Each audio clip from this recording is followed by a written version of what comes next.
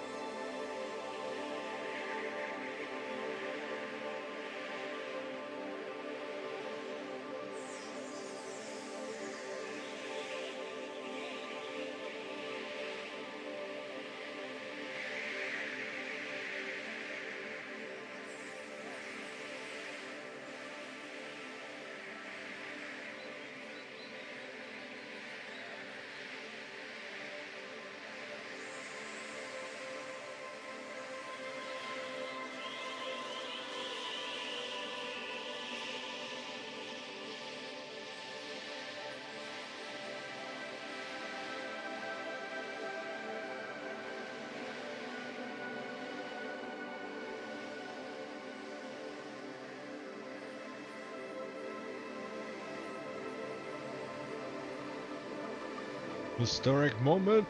Boom.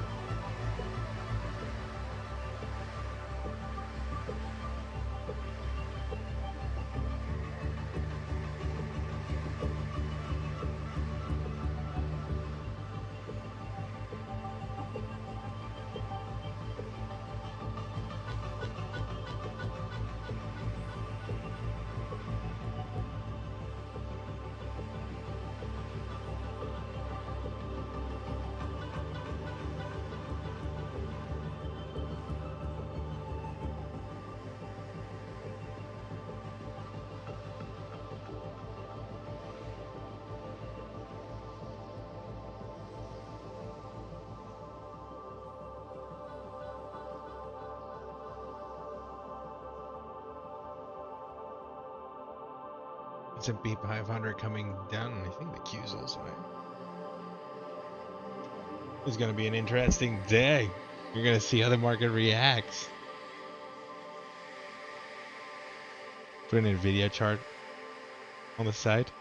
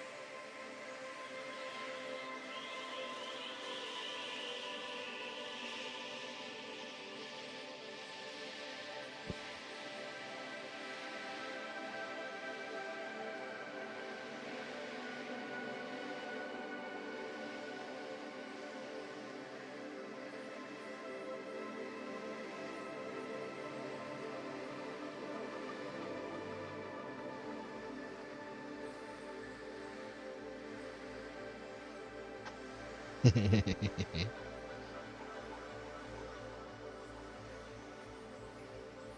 that Nvidia chart up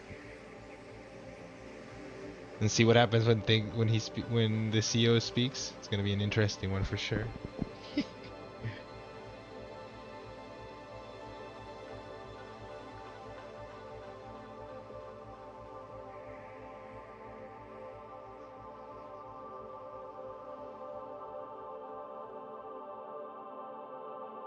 The things you're gonna be able to make, pretty crazy.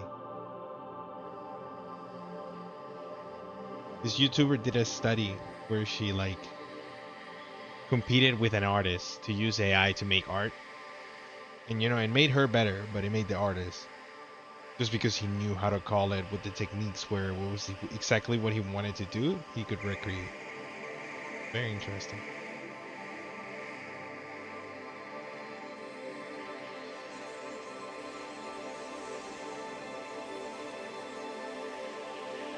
This is in theory. Buy the rumors, sell the news. Let's see what happens as the CEO speaks, and then what we get. Do we get new toys? Do we get expensive toys? And will they be able to sell it fast and quick like they're selling them right now? Will the AI competition, the AI demand continue? And will we see Nvidia at the forefront? Stay tuned to find out. Legit though. Oh, this would have been nice to be there. For the YouTube channel next year, bam, we're there.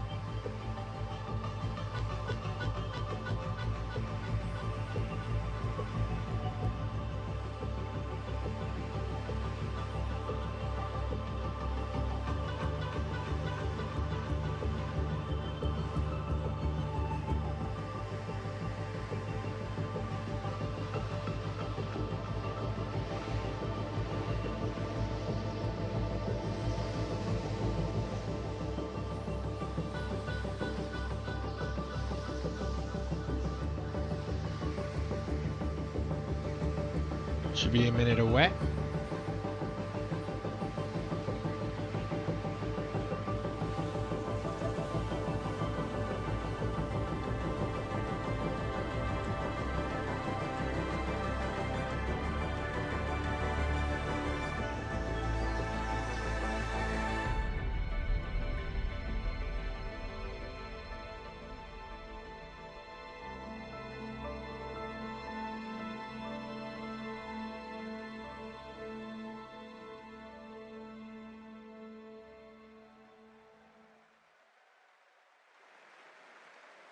It's a lot of money in that room.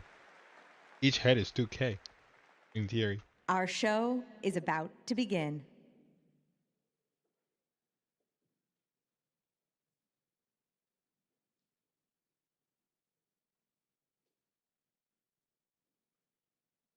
Question is, how long is he really gonna speak?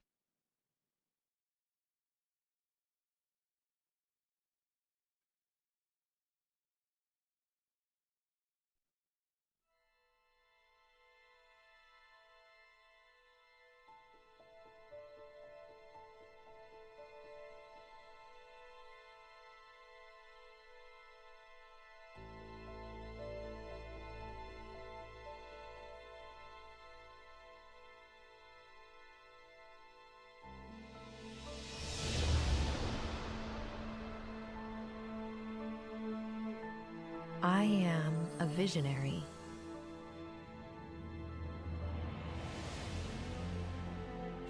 Illuminating galaxies to witness the birth of stars.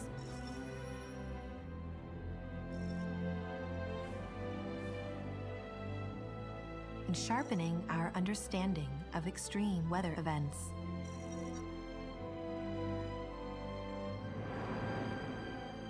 I am a helper, guiding the blind through a crowded world.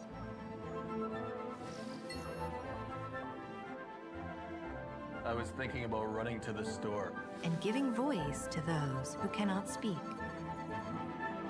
Do not make me laugh.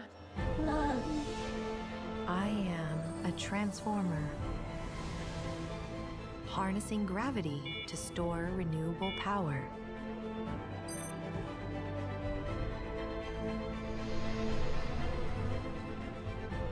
And paving the way towards unlimited clean energy for us all.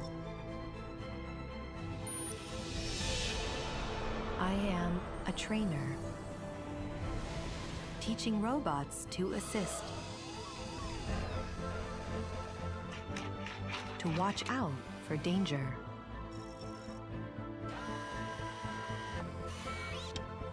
and help save lives. I am a healer, providing a new generation of cures. Been doing this for a and while. new levels of patient care. Doctor, that I am allergic to penicillin. Is it still okay to take the medications? Definitely. These antibiotics don't contain penicillin, so it's perfectly safe for you to take them. I am a navigator,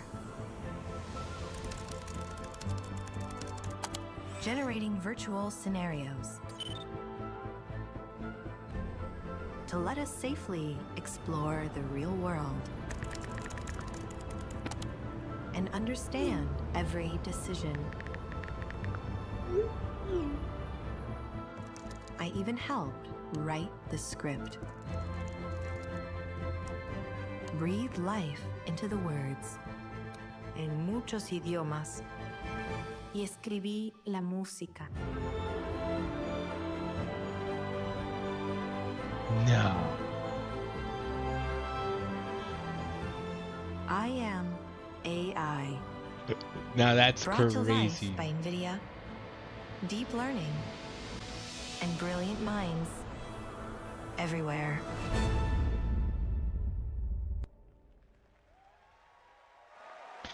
Those are the use cases for it.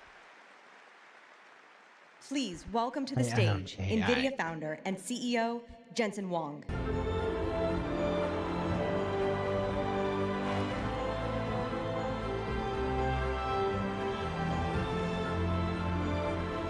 Insane, eh?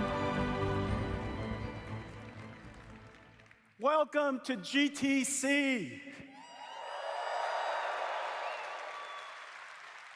I hope you realize this is not a concert. You have arrived at a developers conference. There will be a lot of science described, algorithms, computer architecture, mathematics.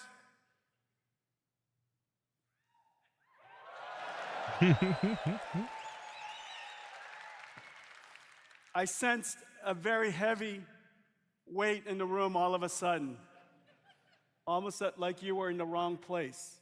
No conference in the world is there a greater assembly of researchers from such diverse fields of science, from climate tech to radio sciences trying to figure out how to use AI to robotically control MIMOs for next generation 6G radios, robotics, self-driving cars, even artificial intelligence. Even artificial intelligence. Everybody's... First, I noticed a sense of relief there all of a sudden. Also, this conference is represented by some amazing companies. This list, this is not the attendees. These are the presenters. And what's amazing is this. If you take away all of my friends, close friends, Michael Dell is sitting right there, in the IT industry,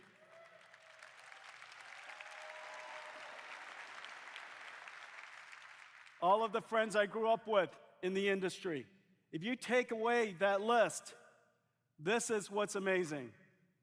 These are the presenters of the non-IT industries using accelerated computing to solve problems that normal computers can't. It's represented in life sciences, healthcare, genomics, transportation, of course, retail, logistics, manufacturing, industrial. The gamut of industries represented is truly amazing. And you're not here to attend only, you're here to present, to talk about your research. $100 trillion of the world's industries is represented in this room today. This is absolutely amazing.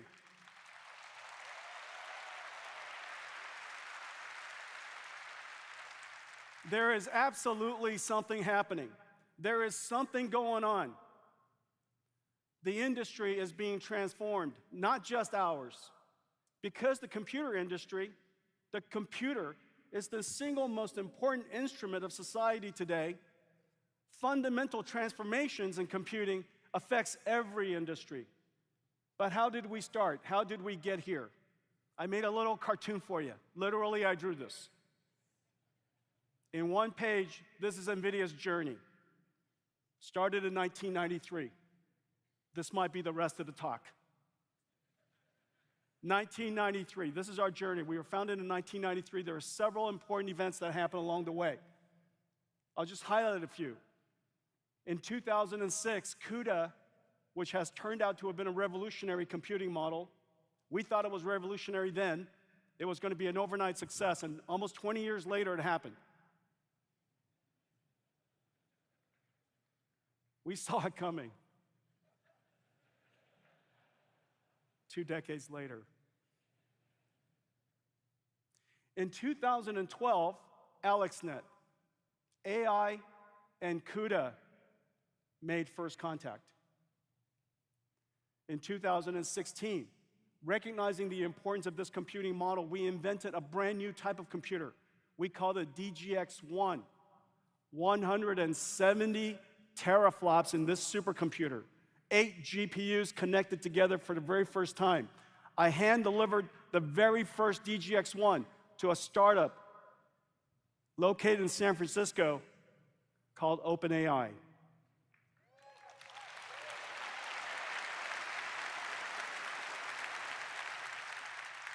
DGX-1 was the world's first AI supercomputer. Remember, 170 teraflops. 2017, the transformer arrived. 2022, ChatGPT captured the world's imaginations, have people realize the importance and the capabilities of artificial intelligence. And 2023, generative AI emerged, and a new industry begins. Why? Why is a new industry? Because the software never existed before. We are now producing software, using computers to write software, producing software that never existed before. It is a brand new category. It took share from nothing. It's a brand new category. And the way you produce this software is unlike anything we've ever done before. In data centers, generating tokens, producing floating point numbers at very large scale, as if in the beginning of this last industrial revolution, when people realized that you would set up factories, apply energy to it, and this invisible, valuable thing called electricity came out, AC generators. And 100 years later, 200 years later, we are now creating new types of electrons, tokens, using infrastructure we call factories, AI factories, to generate this new, incredibly valuable thing called artificial intelligence. A new industry has emerged. Well, We're going to talk about many things about this new industry. We're going to talk about how we're going to do computing next. We're going to talk about the type of software that you build because of this new industry, the new software. How you would think about this new software. What about applications in this new industry? And then maybe what's next? And how can we start preparing today for what is about to come next?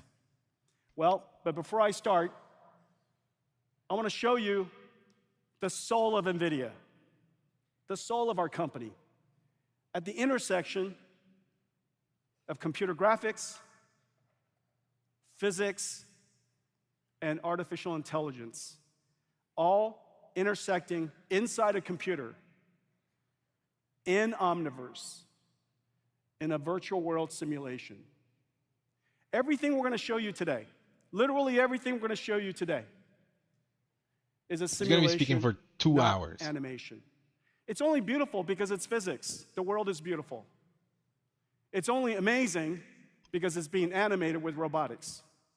It's being animated with artificial intelligence. What you're about to see all day is completely generated, completely simulated in Omniverse, and all of it, what you're about to enjoy is the world's first concert where everything is homemade.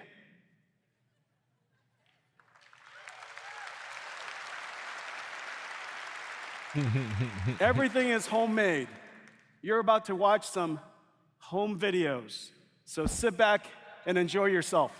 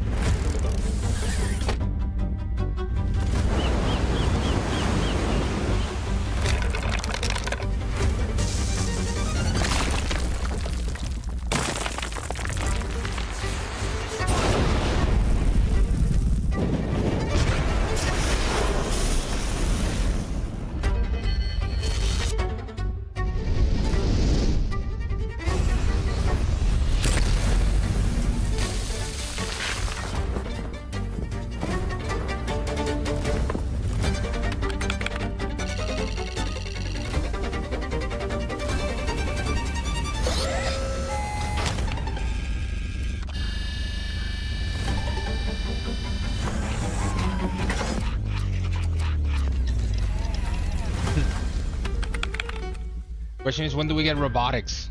That's the next plane.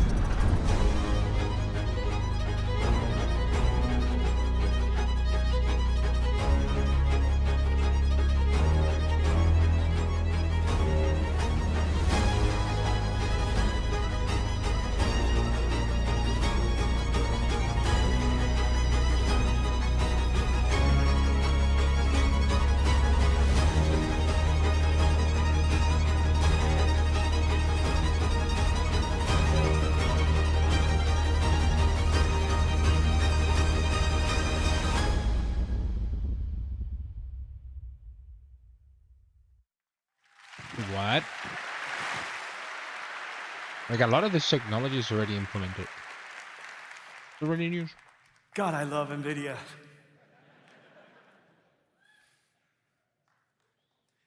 Accelerated computing has reached the tipping point. General purpose computing has run out of steam. We need another way of doing computing so that we can continue to scale, so that we can continue to drive down the cost of computing, so that we can continue to consume more and more computing while being sustainable. Accelerated computing is a dramatic speed up over general purpose computing. And in every single industry we engage, and I'll show you many, the impact is dramatic. But in no industry is it more important than our own. The industry of using simulation tools to create products. In this industry, it is not about driving down the cost of computing, it's about driving up the scale of computing. We would like to be able to simulate the entire product that we do completely in full fidelity, completely digitally, in essentially what we call digital twins. We would like to design it, build it, simulate it, operate it completely digitally. In order to do that, we need to accelerate an entire industry. And today, I would like to announce that we have some partners who are joining us in this journey to accelerate their entire ecosystem so that we can bring the world into accelerated computing. But there's a bonus. When you become accelerated, your infrastructure is CUDA GPUs. And when that happens, it's exactly the same infrastructure for generative AI. And so I'm just delighted to announce several very important partnerships. They're some of the most important companies in the world. Ansys does engineering simulation for what the world makes. We're partnering with them to CUDA accelerate the Ansys ecosystem, to connect Ansys to the Omniverse digital twin. Incredible. The thing that's really great is that the installed base of NVIDIA GPU accelerated systems are all over the world, in every cloud, in every system, all over enterprises. And so the applications they accelerate will have a giant installed base to go serve. End users will have amazing applications, and of course, system makers and CSPs will have great customer demand. Synopsys.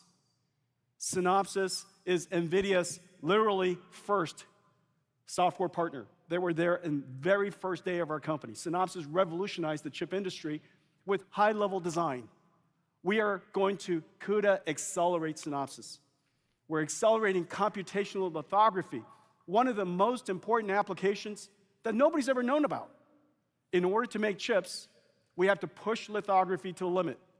NVIDIA has created a library, a domain-specific library, that accelerates computational lithography incredibly. Once we can accelerate and software-define all of TSMC, who is announcing today that they're going to go into production with NVIDIA cuLitho.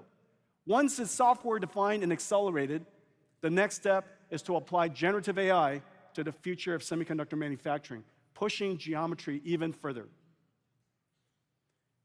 Cadence builds the world's essential EDA and SDA tools. We also use Cadence. Between these three companies, Ansys, Synopsys, and Cadence, we basically build NVIDIA. Together, we are CUDA accelerating Cadence. They're also building a supercomputer out of NVIDIA GPUs so that their customers could do fluid dynamic simulation at 100, 1,000 times scale. Basically, a wind tunnel in real time. Cadence Millennium, a supercomputer with NVIDIA GPUs inside. A software company building supercomputers. I love seeing that. Building Cadence co-pilots together. Imagine a day when Cadence could, Synopsys, Ansys, tool providers would offer you AI co-pilots so that we have thousands and thousands of co-pilot assistants helping us design chips, design systems. And we're also going to connect Cadence Digital Twin Platform to Omniverse. As you can see the trend here, we're accelerating the world's CAE, EDA, and SDA so that we could create our future in digital twins. And we're going to connect them all to Omniverse, the fundamental operating system for future digital twins. One of the industries that benefited tremendously from scale, and you all know this one very well, large language models.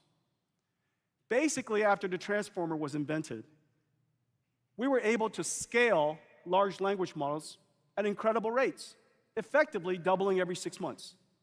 Now, how is it possible that by doubling every 6 months, that we have grown the industry, we have grown the computational requirements so far? And the reason for that is quite simply this. If you double the size of the model, you double the size of your brain, you need twice as much information to go fill it. And so every time you double your parameter count, you also have to appropriately increase your training token count.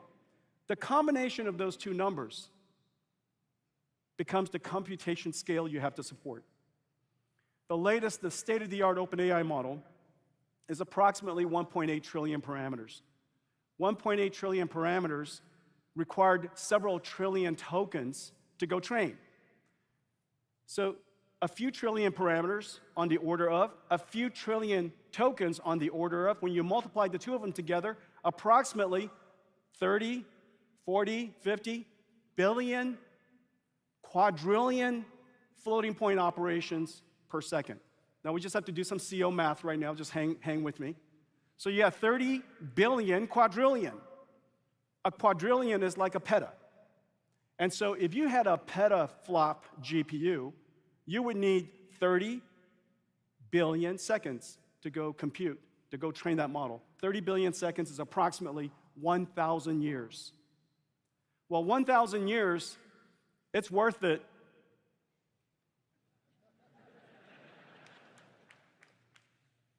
I'd like to do it sooner, but it's worth it. Which is usually my answer when most people tell me, hey, how long is it going to take to do something? So 20 years? It's worth it. But can we do it next week? And so 1,000 years, 1,000 years. So what we need are bigger GPUs. We need much, much bigger GPUs. We recognized this early on, and we realized that the answer is to put a whole bunch of GPUs together. And of course, innovate a whole bunch of things along the way, like inventing tensor cores, advancing NVLink so that we could create essentially virtually giant GPUs, and connecting them all together with amazing networks from a company called Mellanox, InfiniBand, so that we could create these giant systems. And so DGX-1 was our first version, but it wasn't the last. We built supercomputers all along the way. In 2021, we had Selene, 4,500 GPUs or so. And then in 2023, we built one of the largest AI supercomputers in the world. It's just come online, EOS. And as we're building these things, we're trying to help the world build these things. And in order to help the world build these things, we got to build them first. We build the chips, the systems, the networking, all of the software necessary to do this. You should see these systems. Imagine writing a piece of software that runs across the entire system, distributing the computation across thousands of GPUs, but inside are thousands of smaller GPUs. Millions of GPUs to distribute work across all of that and to balance the workload so that you can get the most energy efficiency, the best computation time, keep your costs down.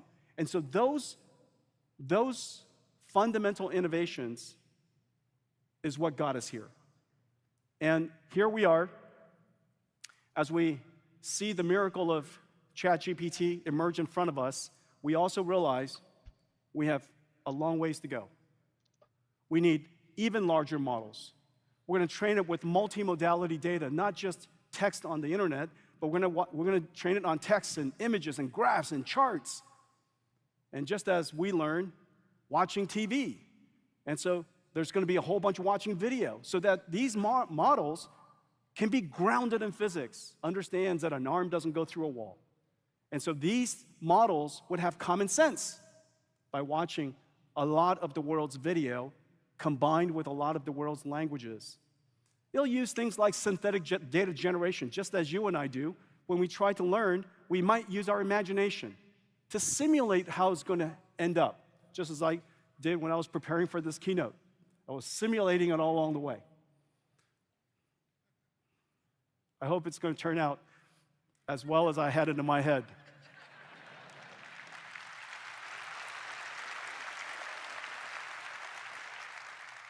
As I was simulating how this keynote was going to turn out, somebody did say that another performer did her performance completely on a treadmill so that she could be in shape to deliver it with full energy. I didn't do that. If I get a little winded about 10 minutes into this, you know what happened. And so where were we? We're sitting here using synthetic data generation. We're going to use reinforcement learning. We're going to practice it in our mind. We're going to have AI working with AI, training each other, just like student and teacher debaters. All of that is going to increase the size of our model. It's going to increase the amount of data that we have, and we're going to have to build even bigger GPUs. Hopper is fantastic, but we need bigger GPUs. The question will be, are they going to release a B100? I would like to introduce you Whoop. to a very, very big GPU. Uh-oh. He's going to pull it out. He's going to pull it out. My life. Named after David Blackwell, a mathematician, game theorist, probability. They're buying from the We center. thought it was a perfect name. Blackwell, ladies and gentlemen, enjoy this.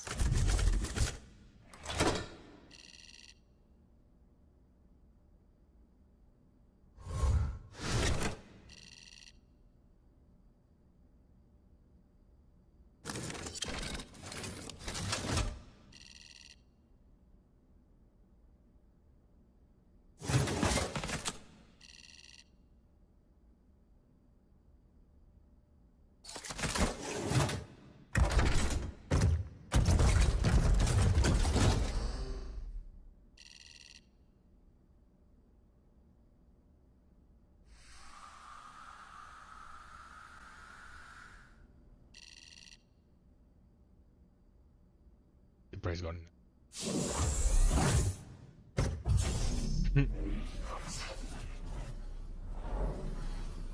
Just insane.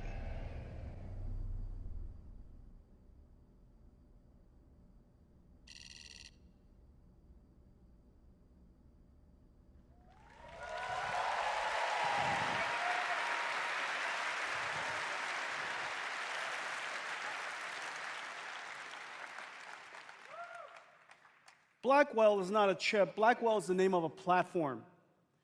People think we make GPUs, and we do, but GPUs don't look the way they used to.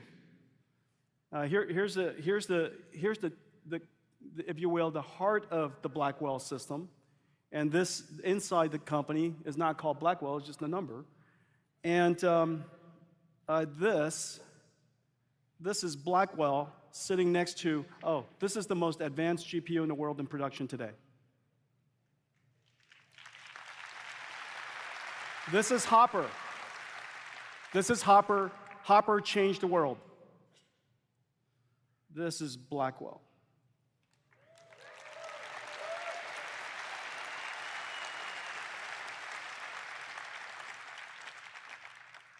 It's okay, Hopper.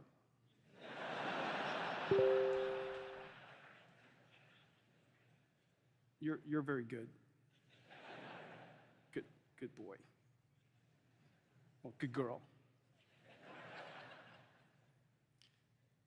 208 billion transistors, and so you could see, I can see, there's a small line between two dies. This is the first time two dies have abutted like this together in such a way that the two dies think it's one chip.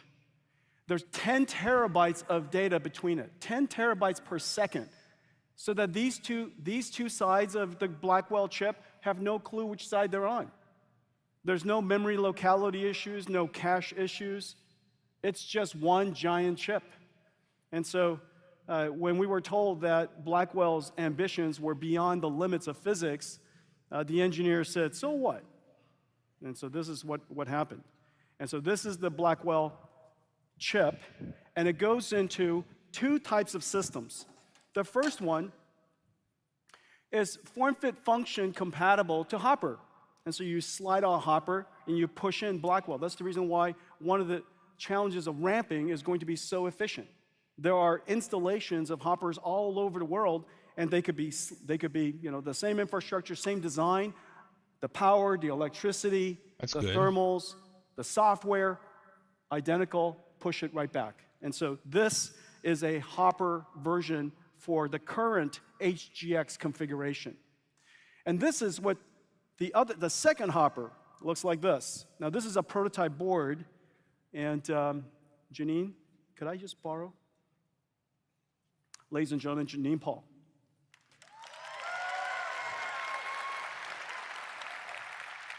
And so this is a fully functioning board, and I'll just be careful here. This right here is, I don't know, $10 billion.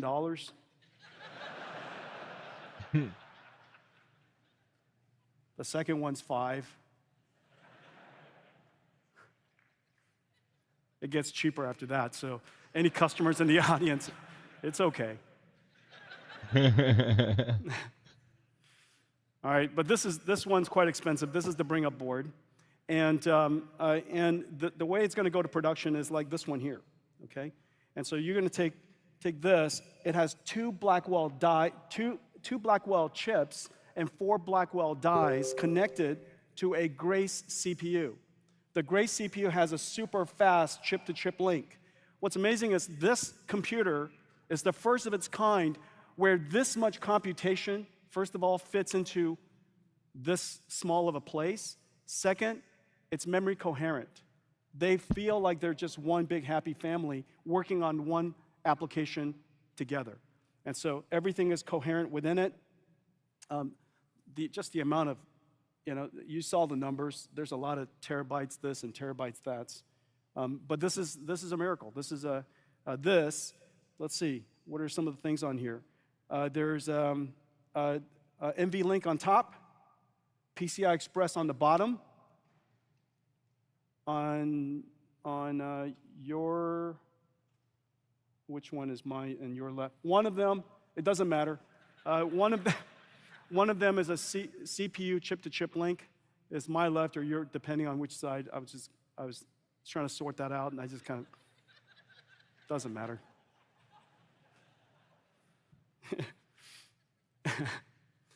Hopefully it comes plugged in, so.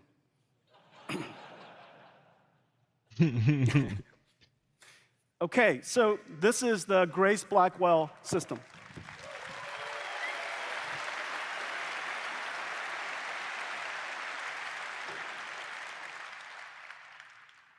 But there's more. So it turns out, all of the specs is fantastic, but we need a whole lot of new features in order to push the limits beyond, if you will, the limits of physics. We would like to always get a lot more X factors. And so one of the things that we did was we invented another transformer engine, the second generation. It has the ability to dynamically and automatically rescale and recast numerical formats to a lower precision whenever it can. Remember, artificial intelligence is about probability. And so you kind of have, 1.7, approximately 1.7 times approximately 1.4 to be approximately something else. Does that make sense? And so the ability for the mathematics to retain the precision and the range necessary in that particular stage of the pipeline, super important. And so it's not just about the fact that we designed a smaller ALU. The world's not quite that simple. You've got to figure out when you can use that across a computation that is thousands of GPUs. It's running for weeks and weeks on weeks, and you want to make sure that the training job is going to converge. And so this new transformer engine, we have a 5th generation NVLink. It's now twice as fast as Hopper, but very importantly, it has computation in the network. And the reason for that is because when you have so many different GPUs working together, we have to share our information with each other. We have to synchronize and update each other. And every so often, we have to reduce the partial products and then rebroadcast out the partial products, the sum of the partial products, back to everybody else. And so there's a lot of what is called all reduce and all to all and all gather. It's all part of this area of synchronization and collectives so that we can have GPUs working with each other. Having extraordinarily fast links and being able to do mathematics right in the network allows us to essentially amplify even further. So even though it's 1.8 terabytes per second, it's effectively higher than that. And so it's many times that of Hopper. The likelihood of a supercomputer running for weeks on end is approximately 0. And the reason for that is because there's so many components working at the same time. The probability of them working continuously is very low. And so we need to make sure that whenever there is we checkpoint and restart as often as we can, but if we have the ability to detect a weak chip or a weak node early, we can retire it and maybe swap in another processor. That ability to keep the utilization of the supercomputer high, especially when you just spent $2 billion building it, is super important. And so we put in a RAS engine, a reliability engine, that does 100% self-test, in-system test of every single gate, every single bit of memory on the Blackwell chip, and all the memory that's connected to it. It's almost as if we shipped with every single chip its own advanced tester that we test our chips with. This is the first time we're doing this. Super excited about it. Secure AI.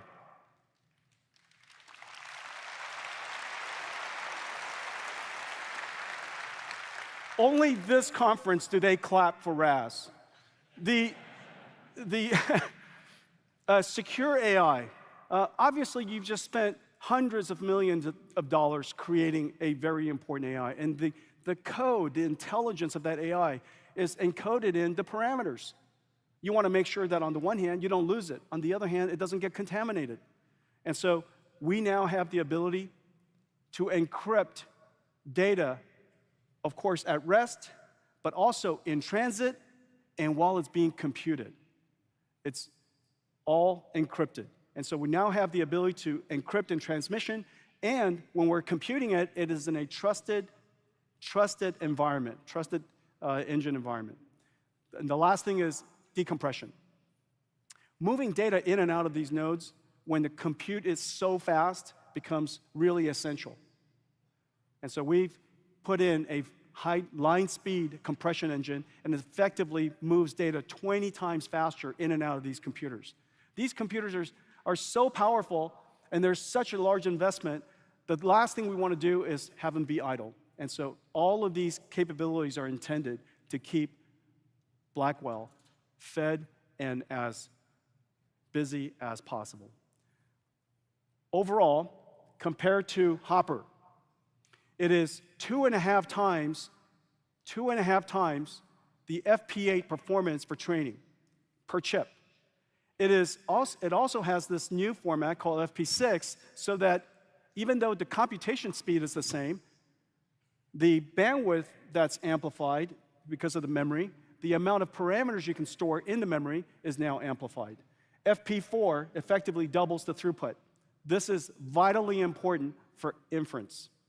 One of the things that is becoming very clear is that whenever you use a computer with AI on the other side, when you're chatting with the chatbot, when you're asking it to review or make an image, remember, in the back is a GPU generating tokens.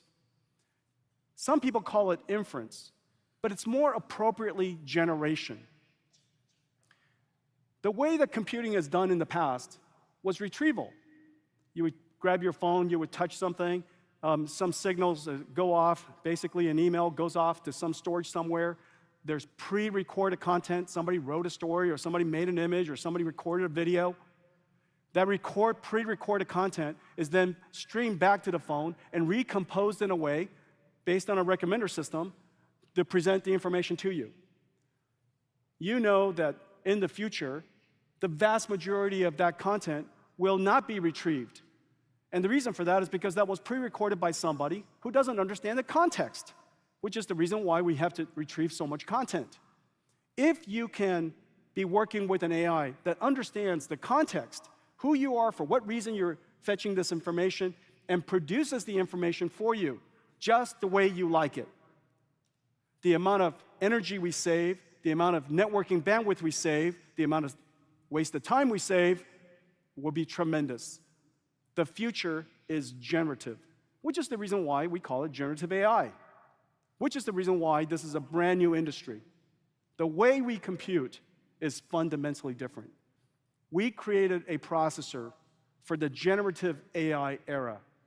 And one of the most important parts of it is content token generation. We call it, this format is FP4. Well, that's a lot of computation.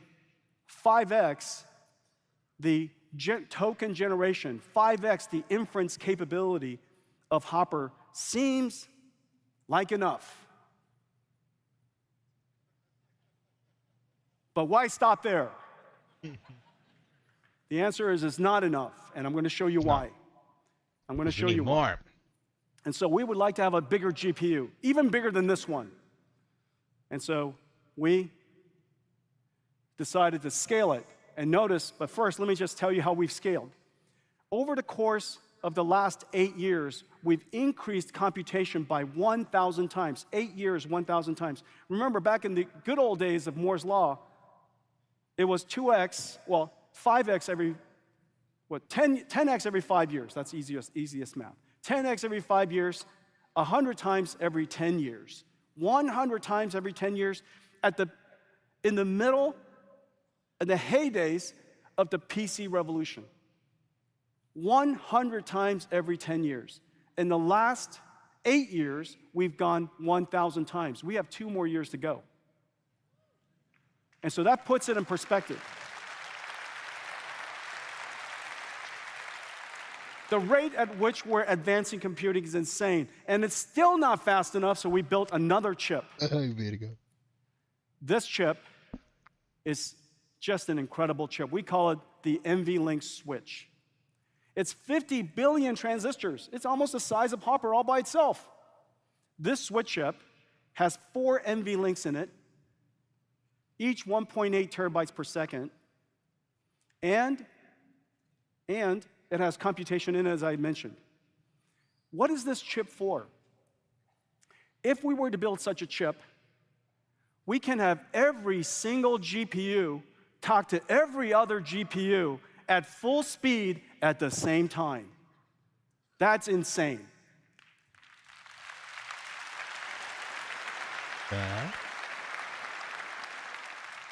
It doesn't even make sense. But if you could do that, if you can find a way to do that and build a system to do that, that's cost effective. That's cost effective. How incredible would it be that we could have all these GPUs connect over a coherent link so that they effectively are one giant GPU? Well, one of the great inventions in order to make it cost effective is that this chip has to drive copper directly. The SerDes of this chip is just a phenomenal invention so that we could do direct drive to copper. And as a result, you can build a system that looks like this.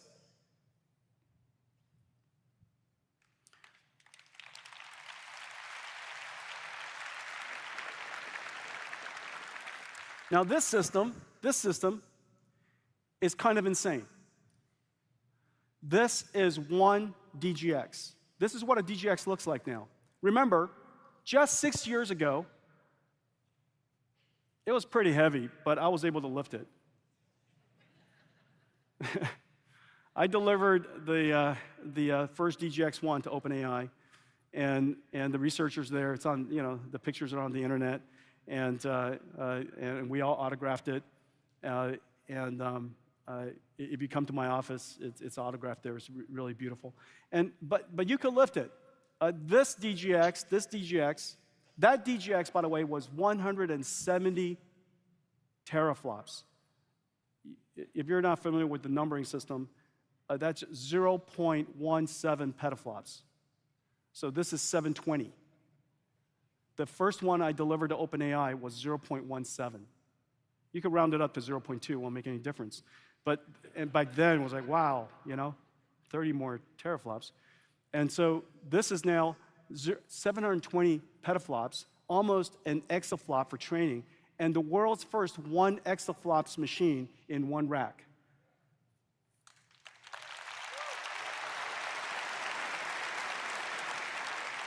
So computer faster. This Just is pretty so much you know, what I'm there are hearing. only Computer a faster. couple, 2, 3 exaflops machines on the planet as we speak.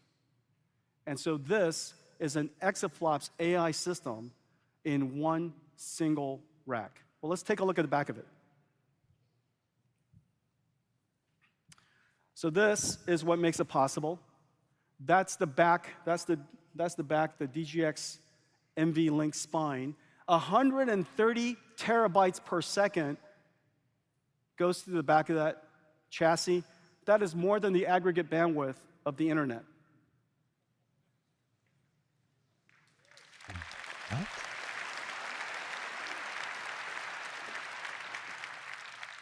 So we could basically send everything to everybody within a second. And so we have 5,000 cables, 5,000 NVLink cables, in total 2 miles. Now this is the amazing thing. If we had to use optics, we would have had to use transceivers and retimers, and those transceivers and retimers alone would have cost 20,000 watts. 2 kilowatts of just transceivers alone, just to drive the NVLink spine. As a result, we did it completely for free over NVLink switch, and we were able to save the 20 kilowatts for computation. This entire rack is 120 kilowatts, so that 20 kilowatts makes a huge difference. It's liquid cooled. What goes in is 25 degrees C, about room temperature. What comes out is 45 degrees C, about your jacuzzi. So room temperature goes in, jacuzzi comes out, 2 liters per second.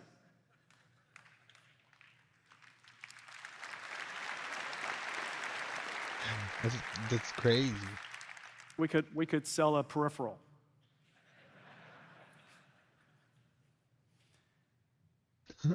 $600,000 parts. Somebody used to say, you guys make GPUs, and we do, but this is what a GPU looks like to me. When somebody says GPU, I see this. 2 years ago, when I saw a GPU, it was the HGX. It was 70 pounds, 35,000 parts. Our GPUs now are 600,000 parts and 3,000 pounds. 3,000 pounds. 3,000 pounds, that's kind of like the weight of a, carbon fiber Ferrari. I don't know if that's useful metric, but everybody's going, I feel it, I get it. I get that. Now that you mention that, I feel it. I don't know what's 3,000 pounds. Okay, so 3,000 pounds, 1.5 tons. So it's not quite an elephant. So this is what a DGX looks like. Now let's see what it looks like in operation. Okay, let's imagine, how do we put this to work and what does that mean? Well, if you were to train a GPT model, 1.8 trillion parameter model, it took apparently about 3 to 5 months or so with 25,000 amperes. If we were to do it with Hopper, it would probably take something like 8,000 GPUs, and it would consume 15 megawatts. 8,000 GPUs and 15 megawatts. It would take 90 days, about 3 months. And that would allow you to train something that is this groundbreaking AI model. And this is obviously not as expensive as anybody would think, but it's 8,000 GPUs. It's still a lot of money. And so 8,000 GPUs, 15 megawatts. If you were to use Blackwell to do this, it would only take 2,000 GPUs. 2,000 GPUs, same 90 days, but this is the amazing part. Only 4 megawatts of power. So from 15, yeah, that's right. Ooh. Okay. And that's our goal. Our goal is to continuously drive down the cost and the energy. They're directly proportional to each other, cost and energy associated with the computing, so that we can continue to expand and scale up the have more computation that we have to do to train the next generation models. Well, this is training. Ooh. Inference, or generation, is vitally important going forward. Probably some half of the time that Nvidia GPUs are in the cloud these days, it's being used for token generation. They're either doing Copilot this or ChatGPT that, or all these different models that are being used when you're interacting with it, or generating images, or generating videos, generating proteins, generating chemicals. There's a bunch of generation going on. All of that is in the category of computing we call inference. But inference is extremely hard for large language models because these large language models have several properties. One, they're very large. And so it doesn't fit on one GPU. Imagine Excel doesn't fit on one GPU, And imagine some application you're running on a daily basis doesn't fit on one computer. Like a video game doesn't fit on one computer. And most, in fact, do. And many times in the past, in hyperscale computing, many applications for many people fit on the same computer. And now, all of a sudden, this one inference application where you're interacting with this chatbot, that chatbot requires a supercomputer in the back to run it. And that's the future. The future is generative with these chatbots, and these chatbots are trillions of tokens, trillions of parameters, and they have to generate tokens at interactive rates. Now, what does that mean? Oh, well, 3 tokens is about a word.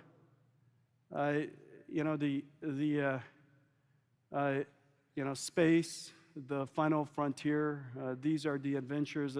That's like 80 tokens. Okay? I don't know if that's useful to you. And so, the art of communications is selecting good analogies. Yeah, this is not going well. Everybody's, I don't know what he's talking about. Never seen Star Trek. And so here we are, we're trying to generate these tokens. When you're interacting with it, you're hoping that the tokens come back to you as quickly as possible and as quickly as you can read it. And so the ability for generation tokens is really important. You have to parallelize the work of this model across many, many GPUs so that you could achieve several things. One, on the one hand, you would like throughput, because that throughput reduces the cost, the overall cost per token of generating. So your throughput dictates the cost of delivering the service. On the other hand, you have another interactive rate, which is another tokens per second, where it's about per user, and that has everything to do with quality of service. And so these two things compete against each other. And we have to find a way to distribute work across all of these different GPUs and parallelize it in a way that allows us to achieve both. And it turns out the search space is enormous. I told you there's going to be math involved. And everybody's going, oh, dear. I heard some gasps just now when I put up that slide. So this right here, the y-axis is tokens per second, data center throughput.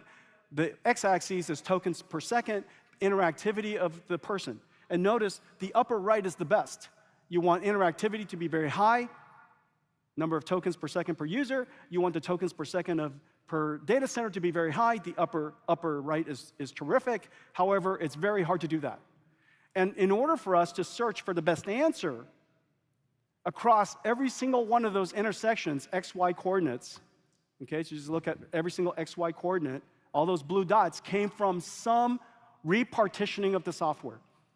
Some optimizing solution has to go and figure out whether to use tensor parallel, expert parallel, pipeline parallel, or data parallel, and distribute this enormous model across all these different GPUs and sustain the performance that you need. This exploration space would be impossible if not for the programmability of NVIDIA's GPUs. And so we could, because of CUDA, because we have such a rich ecosystem, we could explore this universe and find that green roofline. It turns out that green roofline, notice, you got TP2, EP8, DP4. It means two tensor parallel across 2 GPUs, expert parallels across 8, data parallel across 4. Notice on the other end, you got tensor parallel across 4 and expert parallel across 16. The configuration, the distribution of that software, it's a different runtime that would produce these different results. And you have to go discover that roofline. Well, that's just one model. And this is just one configuration of a computer. Imagine all of the models being created around the world and all the different configurations of systems that are going to be available.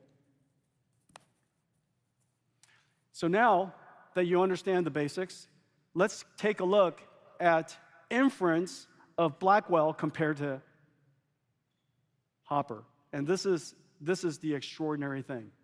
In one generation, because we created a system that's designed for trillion parameter generative AI, the inference capability of Blackwell is off the charts.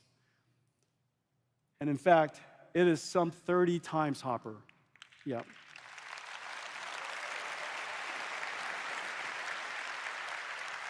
For large language models like ChatGPT and others like it, the blue line is Hopper. I gave you, imagine we didn't change the architecture of Hopper, and we just made it a bigger chip. We just used the latest, greatest 10 terabytes per second. We connected the 2 chips together. We got this giant 208 billion parameter chip. How would we have performed if nothing else changed? And it turns out quite wonderfully, and that's the purple line, but not as great as it could be. And that's where the FP4 Tensor Core, the new transformer engine, and very importantly, the NVLink switch. And the reason for that is because all these GPUs have to share the results, partial products. Whenever they do all gather, whenever they communicate with each other, that NVLink switch is communicating almost 10 times faster than what we could do in the past using the fastest networks. Okay, so Blackwell is going to be just an amazing system for generative AI. And in the future, data centers are going to be thought of, as I mentioned earlier, as an AI factory. An AI factory's goal in life is to generate revenues. Generate, in this case, intelligence in this facility, not generating electricity as in AC generators, but of the last industrial revolution and this industrial revolution, the generation of intelligence. And so this ability is super, super important. The excitement of Blackwell is really off the charts. When we first this is a year and a half ago, 2 years ago, I guess 2 years ago, when we first started to go to market with Hopper, we had the benefit of two CSPs joined us in a launch, and we were delighted. And so we had 2 customers. We have more now.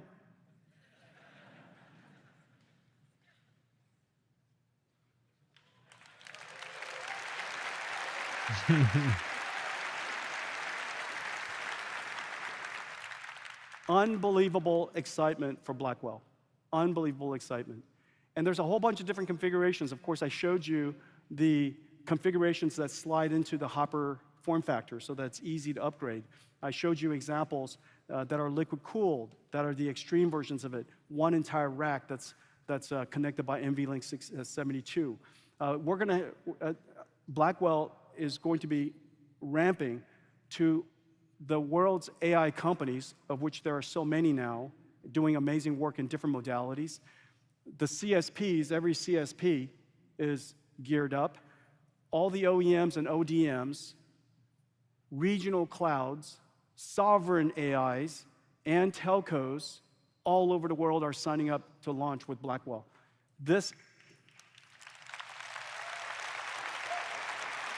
How much are they going to charge? That's a big number. Blackwell would be the most successful product launch in our history, and so I can't wait to see that. I want to thank some partners that are joining us in this. AWS is gearing up for Blackwell. They're going to build the first GPU with secure AI. They're building out a 222 exaflops system. You know, just now when we animated the digital twin, if you saw all of those clusters are coming down. By the way, that is not just art. That is a digital twin of what we're building. That's how big it's going to be. Besides infrastructure, we're doing a lot of things together with AWS. We're CUDA accelerating SageMaker AI. We're CUDA accelerating Bedrock AI. Amazon Robotics is working with us using Nvidia Omniverse and Isaac Sim. AWS Health has Nvidia Health integrated into it. So AWS has really leaned into accelerated computing. Google is gearing up for Blackwell. GCP already has A100s, H100s, T4s, L4s, a whole fleet of Nvidia CUDA GPUs, and they recently announced the Gemma model that runs across all of it. We're working to optimize and accelerate every aspect of GCP. We're accelerating Dataproc, which for data processing, their data processing engine, JAX, XLA, Vertex AI, and Mujoko for robotics. So we're working with Google and GCP across a whole bunch of initiatives. Oracle is gearing up for Blackwell. Oracle is a great partner of ours for NVIDIA DGX Cloud, and we're also working together to accelerate something that's really important to a lot of companies, Oracle Database.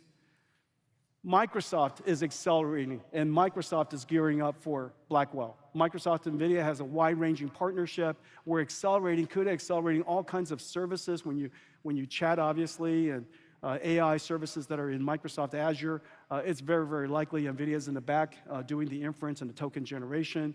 They built the largest NVIDIA InfiniBand supercomputer, basically a digital twin of ours, or a physical twin of ours. We're bringing the NVIDIA ecosystem to Azure, NVIDIA DGX Cloud to Azure.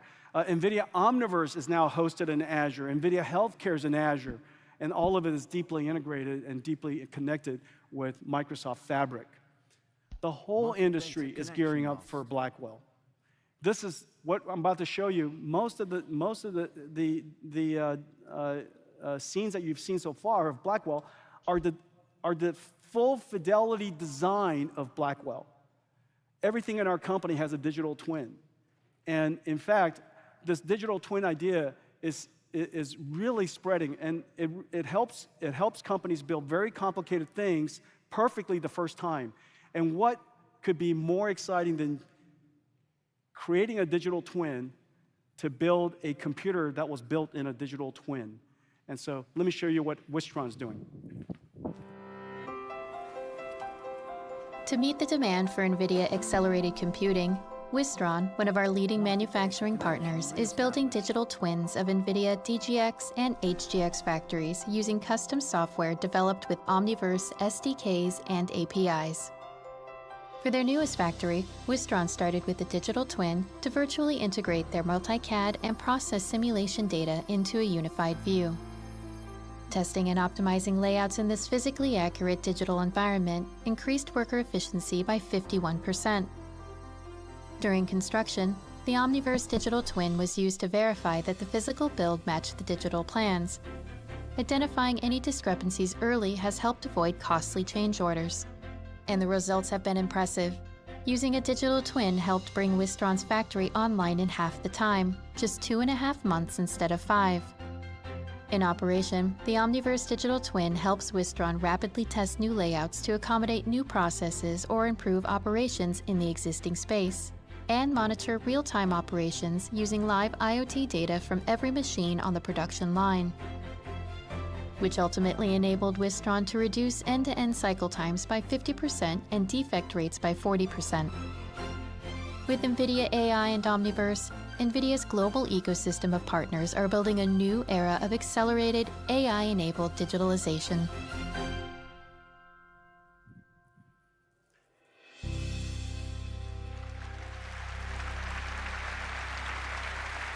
That's how we. That's the way it's going to be in the future. We're going to manufacture everything digitally first, and then we'll manufacture it physically. People ask me, how did it start? What got you guys so excited? What was it that you saw that caused you to put it all in on this incredible idea? And it's this. Hang on a second.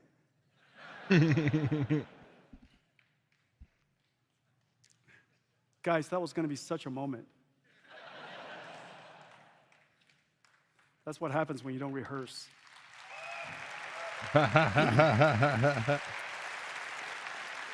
This, as you know, was First Contact. 2012, AlexNet. You put a cat into this computer, and it comes out and it says, How you doing, Roddy? And we said, oh my God, this is going to change everything. You take 1 million numbers, across 3 channels, RGB. These numbers make no sense to anybody. You put it into this software, and it dimensionally reduces it. It reduces it from 1 million dimensions. It turns it into 3 letters, 1 vector, 1 number. And it's generalized. You could have the cat be different cats. And you could have it be the front of the cat and the back of the cat. And you look at this thing, you say, unbelievable. You mean any cats? Well, yeah, now look at it's stuck. And it was able to recognize all these cats. Since market closed. And we realized how it did it. Systematically, structurally, it's scalable. How big can you make it? Well, how big do you want to make it? And so we imagined that this is a completely new way of writing software. And now today, as you know, you type in the word CAT, and what comes out is a cat. It went the other way. Am I right? Unbelievable. How is it possible? That's right. How is it possible you took 3 letters and you generated 1 million pixels from it, and it made sense? Well, that's the miracle. And here we are, just literally 10 years later, where we recognize text, we recognize images, we recognize videos and sounds and images. Not only do we recognize them, we understand their meaning. We understand the meaning of the text. That's the reason why I can chat with you. It can summarize for you. It understands the text.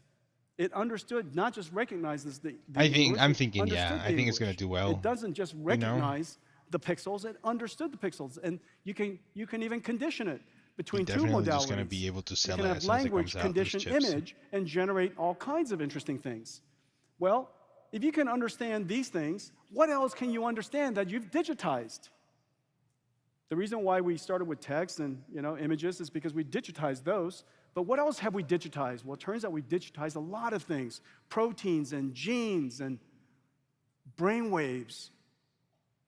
Anything you can digitize, so long as there's structure, we can probably learn some patterns from it. And if we can learn the patterns from it, we can understand its meaning. If we can understand its meaning, we might be able to generate it as well. And so therefore, the generative AI revolution is here. Well, what else can we generate? What else can we learn? Well, one of the things that we would love to learn is climate. Buying opportunities are coming in the horizon. If you get ready, extreme weather. We would love to learn how we can predict future weather at regional scales at sufficiently high resolution such that we can keep people out of harm's way before harm comes. Extreme weather cost the world $150 billion. Surely more than that, and it's not evenly distributed. $150 billion is concentrated in some parts of the world, and of course, to some people of the world. We need to adapt, and we need to know what's coming. And so we're creating Earth 2, a digital twin of the Earth for predicting weather, and we've made an extraordinary invention called CoreDiv. the ability to use generative AI to predict weather at extremely high resolution. Let's take a look. As the Earth's climate changes, AI-powered weather forecasting is allowing us to more accurately predict and track severe storms, like Super Typhoon Chanthu, which caused widespread damage in Taiwan and the surrounding region in 2021. Current AI forecast models can accurately predict the track of storms, but they are limited to 25-kilometer resolution, which can miss important details. Nvidia's Cordiff is a revolutionary new generative AI model trained on high-resolution, radar-assimilated warp weather forecasts and Era 5 reanalysis data. Using Cordiff, extreme events like Chanthu can be super-resolved from 25-kilometer to 2-kilometer resolution, with 1,000 times the speed and 3,000 times the energy efficiency of conventional weather models.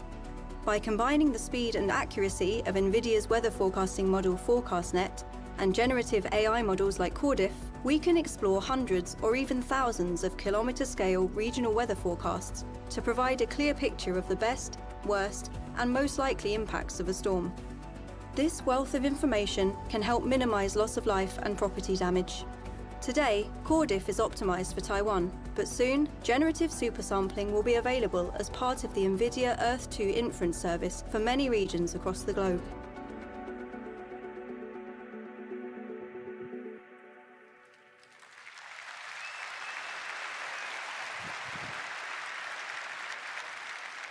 The weather company is the trusted source of global weather prediction. We are working together to accelerate their weather simulation, first principled base of simulation. However, they're also going to integrate Earth 2 Cordiff so that they could help businesses and countries do regional, high-resolution weather prediction. And so if you have some weather prediction you'd like to do, reach out to the weather company. Really exciting work. Nvidia Healthcare. Something we started 15 years ago. We're super excited about this. This is an area where we're very, very proud. Whether it's medical imaging or gene chemistry, it is very likely that Nvidia is the computation behind it. We've done so much work in this area. Today, we're announcing that we're going to do something really, really cool. Imagine all of these AI models that are being used to generate images and audio, but instead of images and audio, because it understood images and audio, all the digitization that we've done for genes and proteins and amino acids, that digitization capability is now passed through machine learning so that we understand the language of life. The ability to understand the language of life, of course, we saw the first evidence of it with AlphaFold.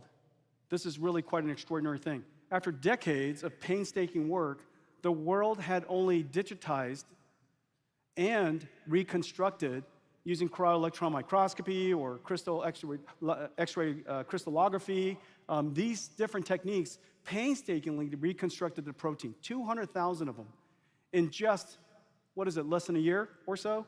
AlphaFold has reconstructed 200 million proteins. Basically, every we're going to be here for a while. It's like another 45 minutes. Ever been sequenced. This is completely revolutionary. Well, those models are incredibly hard to use, incredibly hard for people to build. And so what we're going to do is we're going to build them. We're going to build them for the researchers around the world. And it won't be the only one. There'll be many other models that we create. And so let me show you what we're going to do with it.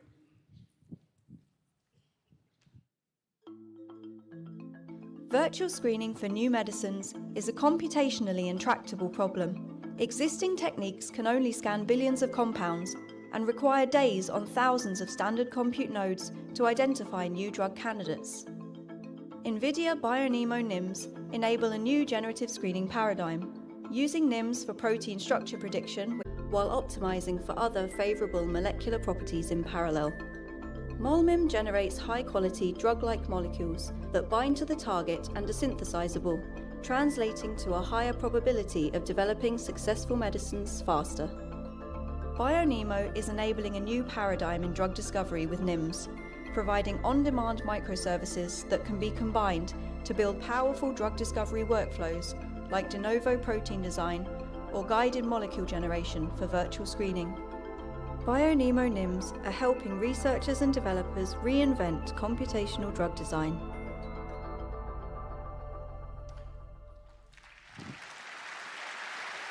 Nvidia MolMIM, Core Diff, there's a whole bunch of other models. Computer vision models, robotics models, and even, of course, some really, really terrific open source language models. These models are groundbreaking. However, it's hard for companies to use. It's gonna be tricky, you know, because it's like How would you bring it could drop, but they could just buy it back, you know. workflow? How would Tomorrow, you package it well, up and Wednesday run we it? have some market Remember, events that might earlier I make just the said stock drop. That inference is an You extraordinary know, 10 computational years from problem. now, 20 years How from would now, you do the optimization for each and every one of these models and put together the computing stack necessary to run that supercomputer so that you can run these models in your company? And so we have a great idea. We're going to invent a new way for you to receive and operate software. This software comes basically in a digital box. We call it a container. And we call it the Nvidia Inference Microservice, you know. a NIM. And I remember a friend of mine was like, no, it's going to drop to 350 when it was 450, and I was like, it's not going under 450. Next thing you know, it is 900. packaged it's like, and boom. optimized to run across NVIDIA's install base, which is very, very large. What's inside it is incredible. You have all these pre-trained, state-of-the-art open source models. They could be open source. They could be from one of our partners. It could be created by us, like NVIDIA MolMIM. It is packaged up with all of its dependencies. So CUDA, the right version. cuDNN, the right version. TensorRT, LLM, distributing across the multiple GPUs. Triton Inference Server, all completely packaged together. It's optimized, depending on whether you have a single GPU, multi-GPU, or multi-node of GPUs. It's optimized for that. And it's connected up with APIs that are simple to use. Now think about what an AI API is. An AI API is an interface that you just talk to. And so this is a piece of software in the future that has a really simple API, and that API is called human. And these packages, incredible bodies of software, will be optimized and packaged, and we'll put it on a website. And you can download it, you could take it with you, you could run it in any cloud, you could run it in your own data center, you can run in workstations if it fit, and all you have to do is come to ai.nvidia.com. We call it NVIDIA Inference Microservice, but inside the company, we all call it NIMs. Okay?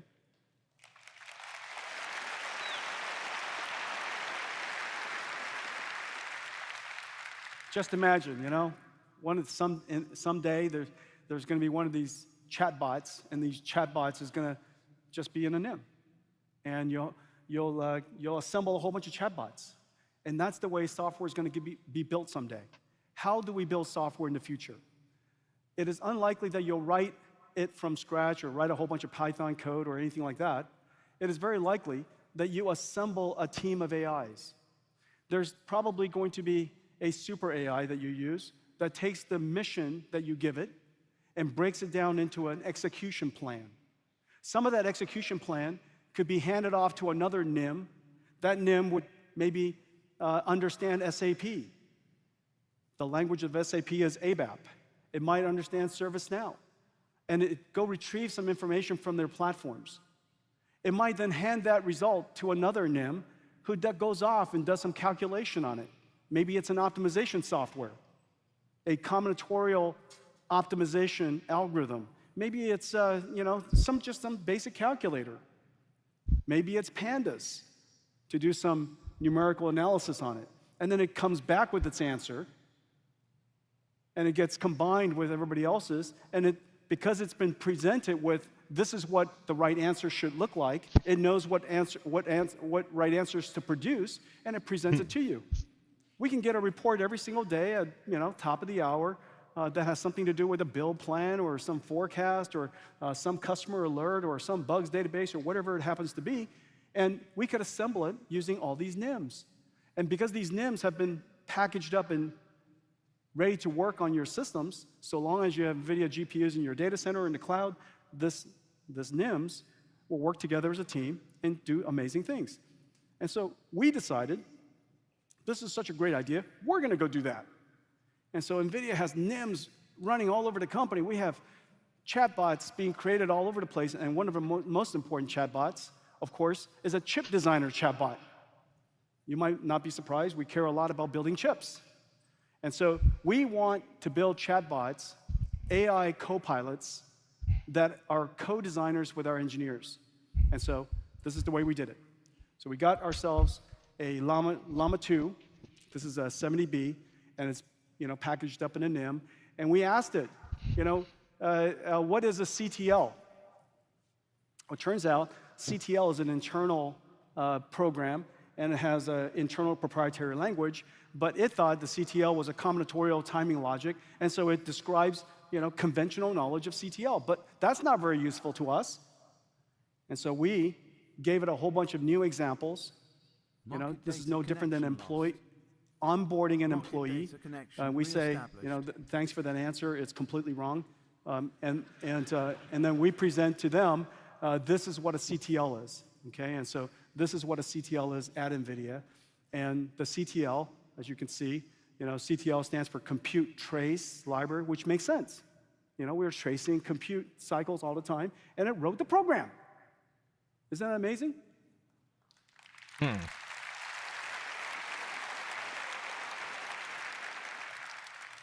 so the productivity of our chip designers can go up. This is what you can do with a NIM. First thing you can do with it is customize it. We have a service called Nemo microservice that helps you curate the data, preparing the data so that you could teach this, onboard this AI. You fine-tune them, and then you guardrail it. You can even evaluate the answer, evaluate its performance against other examples. And so that's called the Nemo microservice.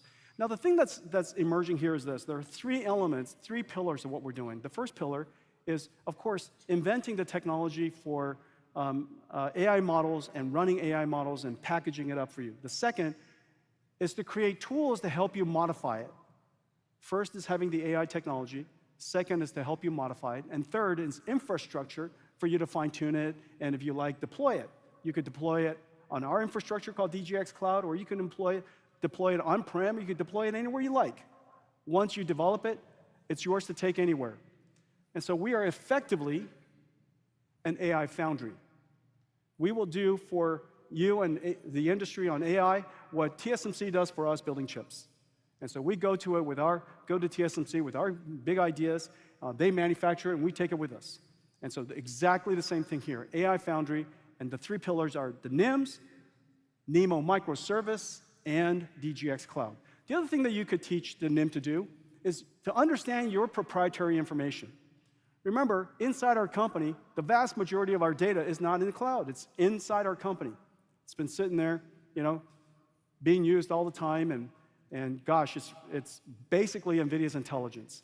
We would like to take that data, learn its meaning, like we learned the meaning of almost anything else that we just talked about. Learn its meaning, and then re-index that knowledge into a new type of database called a vector database.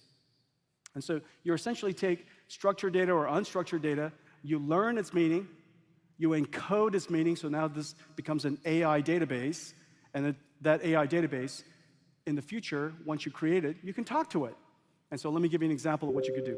So suppose you've got a whole bunch of multi-modality data, and one good example of that is PDF. So you take the PDF, you take all of your PDFs, all your favorite, the stuff that is proprietary to you, critical to your company. You can encode it, just as we encoded pixels of a cat, and it becomes the word cat. We can encode all of your PDF, and it turns into vectors that are now stored inside your vector database. It becomes the proprietary information of your company. And once you have that proprietary information, you can chat to it.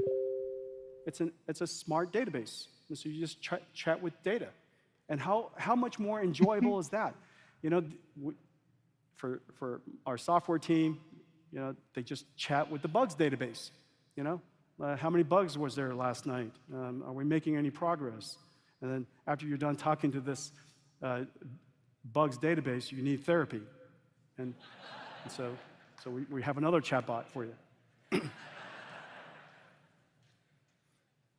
You can do it.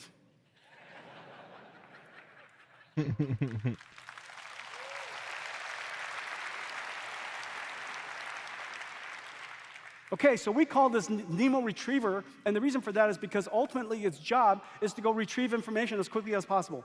And you just talk to it. Hey, retrieve me this information. It goes, oh, it brings it back to you. Is it, do you mean this? You go, yeah, perfect. Okay? And so we call it the Nemo retriever. Well, the Nemo service helps you create all these things, and we have all these different NIMs. We even have NIMs of digital humans. I'm Rachel, your AI care manager.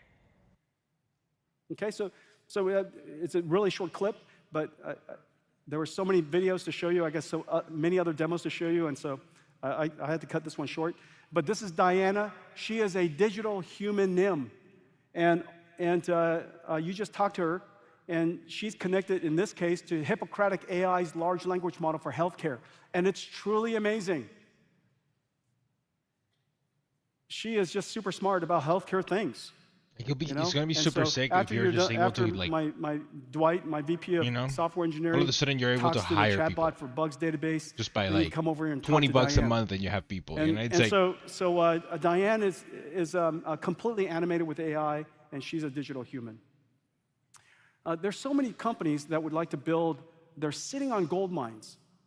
The enterprise IT industry is sitting on a gold mine. It's a gold mine because they have so much understanding of the way work is done. They have all these amazing tools that have been created over the years, and they're sitting on a lot of data. If they could take that gold mine and turn them into co-pilots, these co-pilots could help us do things.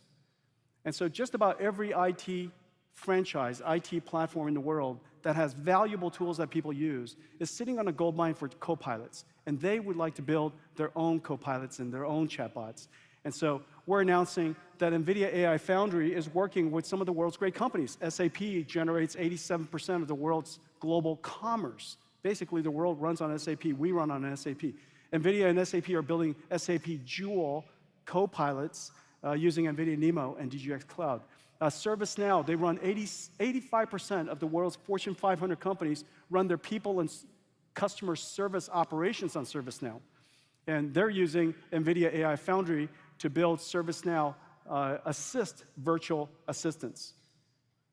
Cohesity backs up the world's data. They're sitting on a gold mine of data. Hundreds of exabytes of data, over 10,000 companies. Nvidia AI Foundry is working with them, helping them build their Gaia generative AI agent. Snowflake is a company that stores the world's digital warehouse in the cloud and serves over 3 billion queries a day for 10,000 enterprise customers. Snowflake is working with Nvidia AI Foundry to build co-pilots with Nvidia NeMo and NIMs. NetApp, nearly half of the files in the world are stored on-prem on NetApp.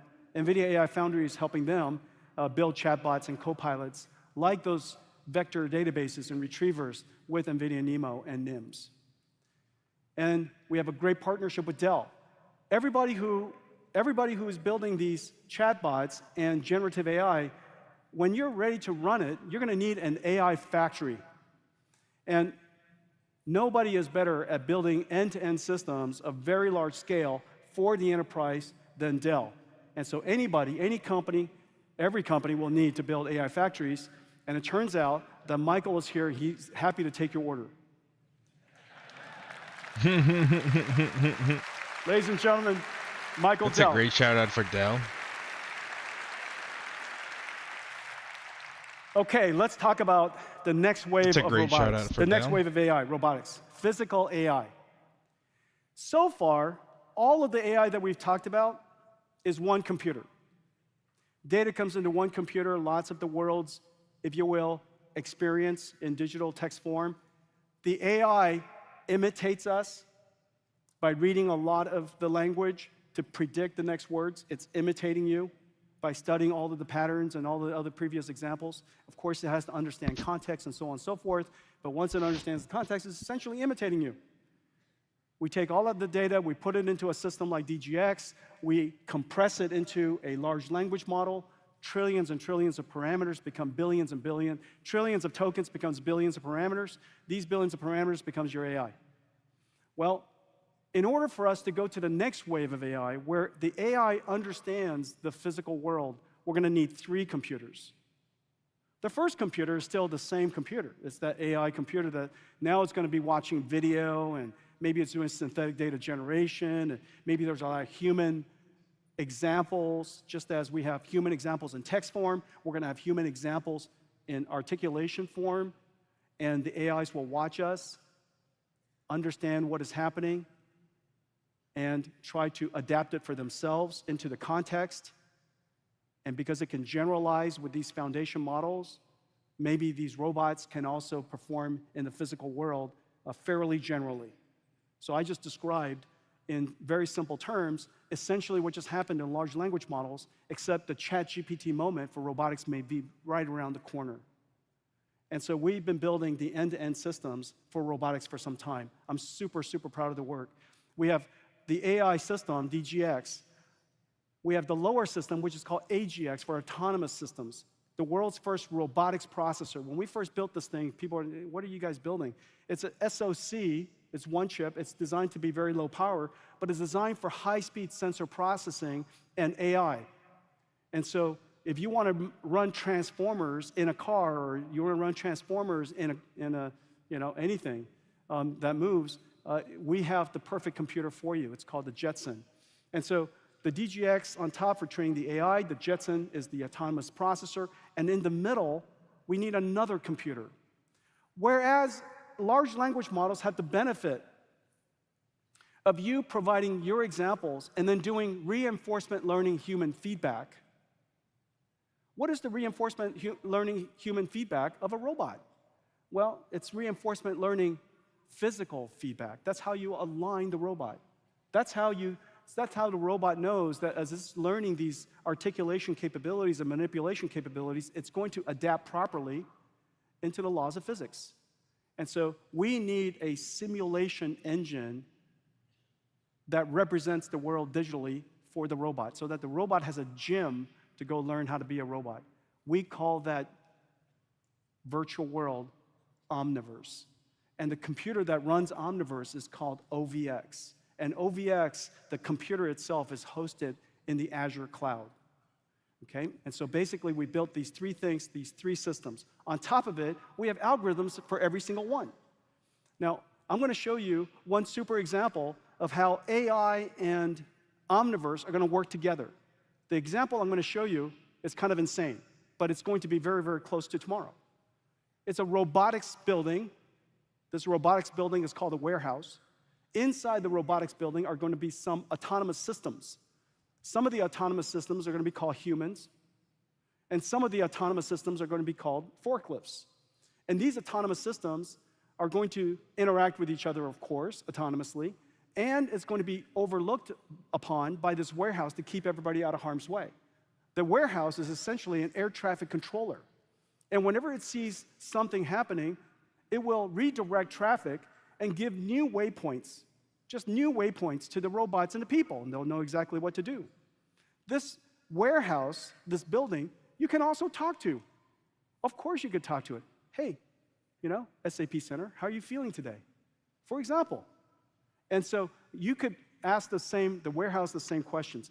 Basically, the system I just described will have Omniverse Cloud that's hosting the virtual simulation, and AI running on DGX Cloud, and all of this is running in real time. Let's take a look. The future of heavy industries starts as a digital twin. The AI agents helping robots, workers, and infrastructure navigate unpredictable events in complex industrial spaces will be built and evaluated first in sophisticated digital twins. This Omniverse digital twin of a 100,000 square foot warehouse is operating as a simulation environment that integrates digital workers, AMRs running the Nvidia Isaac Perceptor stack, centralized activity maps of the entire warehouse from 100 simulated ceiling mount cameras using Nvidia Metropolis, and AMR route planning with Nvidia cuOpt. Software-in-loop testing of AI agents in this physically accurate simulated environment enables us to evaluate and refine how the system adapts to real-world unpredictability. Here, an incident occurs along this AMR's planned route. blocking its path as it moves to pick up a pallet. Nvidia Metropolis updates and sends a real-time occupancy map to cuOpt, where a new optimal route is calculated. The AMR is enabled to see around corners and improve its mission efficiency. With generative AI-powered Metropolis Vision Foundation models, operators can even ask questions using natural language. The visual model understands nuanced activity and can offer immediate insights to improve operations.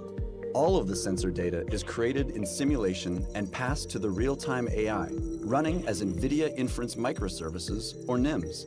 And when the AI is ready to be deployed in the physical twin, the real warehouse, we connect Metropolis and Isaac NIMs to real sensors with the ability for continuous improvement of both the digital twin and the AI models. Isn't that incredible? And so, remember, a future facility, warehouse, factory, building will be software defined. And so the software is running. How else would you test the software? So you test the software, the building, the warehouse, the optimization system in the digital twin. What about all the robots? All of those robots you were seeing just now, they're all running their own autonomous robotic stack. And so the way you integrate software in the future, CI/CD in the future, for robotic systems is with digital twins. We've made Omniverse a lot easier to access. We're going to create basically Omniverse cloud APIs, 4 simple API and a channel, and you can connect your application to it. So this is going to be as wonderfully, beautifully simple in the future that Omniverse is going to be. And with these APIs, you're going to have these magical digital twin capability. We also have turned Omniverse into an AI and integrated it with the ability to chat USD. The language of our language is, human, and Omniverse's language, as it turns out, is universal scene description. And so that language is rather complex, and so we've taught our Omniverse that language. And so you can speak to it in English, and it would directly generate USD. And it would talk back in USD, but converse back to you in English. You could also look for information in this world semantically. Instead of the world being encoded semantically in language, now it's encoded semantically in scenes. And so you could ask it of certain objects or certain conditions or certain scenarios, and it can go and find that scenario for you. It also can collaborate with you in generation. You could design some things in 3D, it could simulate some things in 3D, or you could use AI to generate something in 3D. Let's take a look at how this is all going to work. We have a great partnership with Siemens.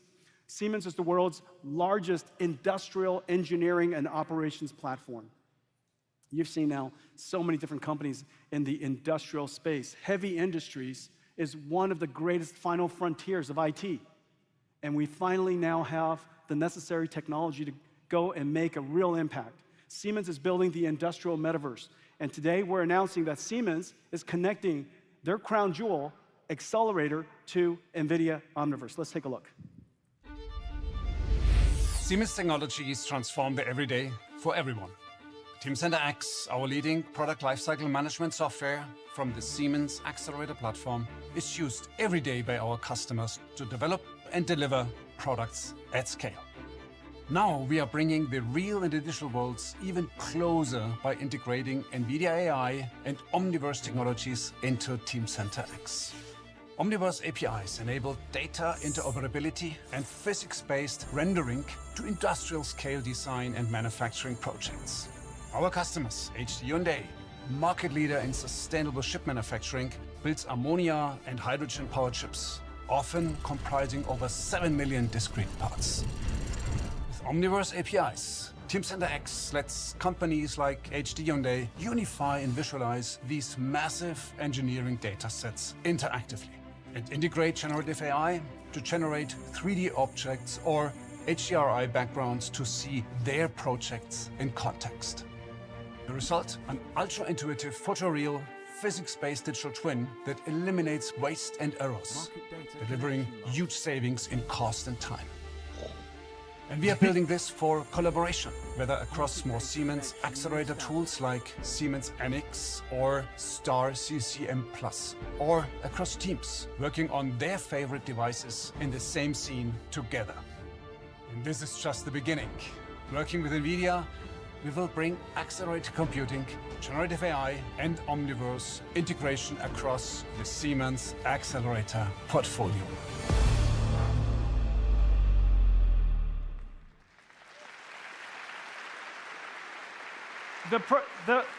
The professional voice actor happens to be a good friend of mine, Roland Bush, who happens to be the CEO of Siemens.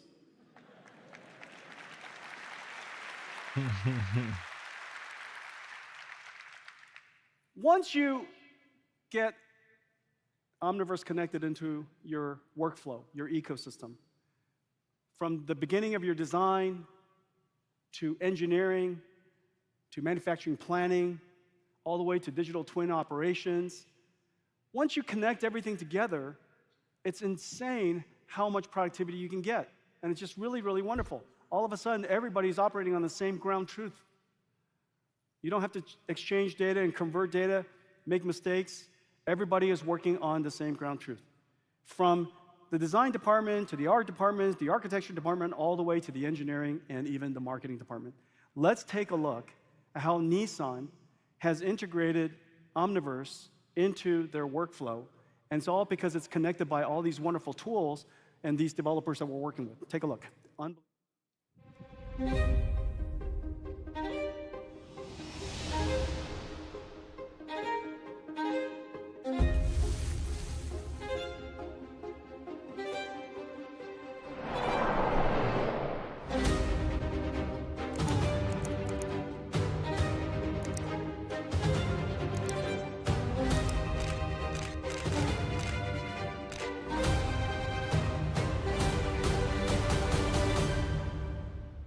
每一种颜色都能使这款车型焕发出独特的魅力。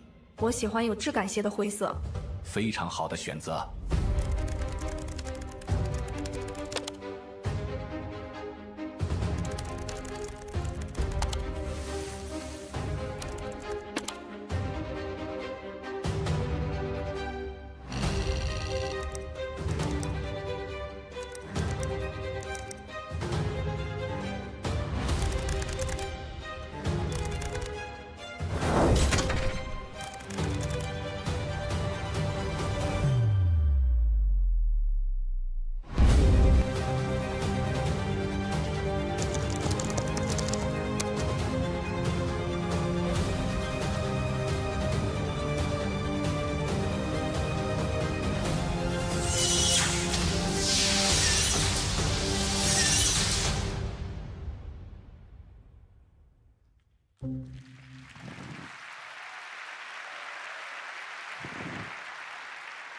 That was not an animation, that was Omniverse. Today we're announcing that Omniverse Cloud streams to the Vision Pro. And wow. It is very, very strange that you walk around virtual doors when I was getting out of that car, and everybody does it. It is really, really quite amazing. Vision Pro connected to Omniverse portals you into Omniverse. And because all of these CAD tools and all these different design tools are now integrated and connected to Omniverse, you can have this type of workflow. Really incredible. Let's talk about robotics. Everything that moves will be robotic. There's no question about that. It's safer, it's more convenient. And one of the largest industries is going to be automotive. We build the robotic stack from top to bottom, as I was mentioned, from the computer system, but in the case of self-driving cars, including the self-driving car application. At the end of this year, or I guess beginning of next year, we will be shipping in Mercedes, and then shortly after that, JLR. And so these autonomous robotic systems are software-defined. They take a lot of work to do, has computer vision, has obviously artificial intelligence, control and planning, all kinds of very complicated technology, and takes years to refine. We're building the entire stack. However, we open up our entire stack for all of the automotive industry. This is just the way we work. The way we work in every single industry, we try to build as much of it as we can so that we understand it, but then we open it up so that everybody can access it. Whether you would like to buy just our computer, which is the world's only full, functional, safe ASIL-D system that can run AI, this functional, safe, ASIL-D quality computer, or the operating system on top, or, of course, our data centers, which is in basically every AV company in the world. However you would like to enjoy it, we're delighted by it. Today, we're announcing that BYD, the world's largest EV company, is adopting our next generation. It's called Thor. Thor is designed for transformer engines. Thor, our next generation AV computer, will be used by BYD.